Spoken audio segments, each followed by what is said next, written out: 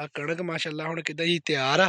ਇਹ ਕਣਕ ਜੀ ਮਾਸ਼ਾਅੱਲਾ ਤਿਆਰ ਹੈ। ਬਸ ਹੁਣ ਇਹ ਥੱਲੇ ਨਾ ਪਹਿਲੀ ਸੀਂਚ ਲਵਾਈ ਸੀ ਆਪਾਂ, ਡੀਏਪੀ ਛੱਡੀ ਸੀ, ਹਾਂਜੀ ਮੁੜ ਕੇ ਕੋਰ ਕੱਢੀ ਨਾਈਟ੍ਰੋਫਾਸ ਨਾਲ ਹਾਂਜੀ ਤੇ ਯੂਰੀਆ ਉੱਤੇ ਇਸਤੇਮਾਲ ਕੀਤੀ ਹੈ। ਸਹੀ ਤੇ ਤਕਰੀਬਨ ਦੂਸਰਾ ਪਾਣੀ ਲੱਗ ਗਿਆ ਹੈ ਸਹੀ ਤੇ ਹੈ। ਤੀਸਰੇ ਪਾਣੀ ਦਾ ਲਖਾ ਰੱਖੇ ਤਿਆਰ ਹੈ ਕਣਕ ਆਪਣੀ। ਕਿੰਨੀ ਕੋਸਤ ਆ ਜਾਂਦੀ ਜੀ ਇੱਕ ਕਿੱਲੇ ਚ? ਮਾਸ਼ਾਅੱਲਾ ਘਰ ਦਾ ਬੀਜ ਹੈ, ਆਪਣਾ ਪੱਖਰ ਦਾ ਬੀਜ ਰੱਖਿਆ ਹੋਇਆ ਸਹੀ ਹੈ ਤੇ ਜੀ ਤਕਰੀਬਨ ਉਸ ਜਿਹੜੀ ਨਾ ਆਪਣੀ 20 ਕਿੱਲਾ 60-65 ਨੂੰ ਆ ਜਾਂਦੀ ਹੈ। ਸਹੀ ਹੈ।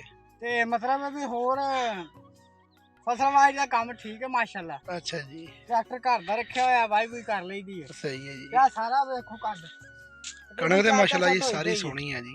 ਕਣਕ ਮਾਸ਼ਾਅੱਲਾ ਬੀਜ ਬੜਾ ਚੰਗਾ ਘਰ ਦਾ ਬੀਜ ਰੱਖਿਆ ਹੋਇਆ ਜੀ। ਸਹੀ ਹੈ ਜੀ। ਪੱਖਰ ਦਾ ਬੀਜ ਹੈ, ਹਾਂਜੀ ਹਰ ਸਾਲ ਆਪ ਦੀ ਬੀਜੀ ਜੀ।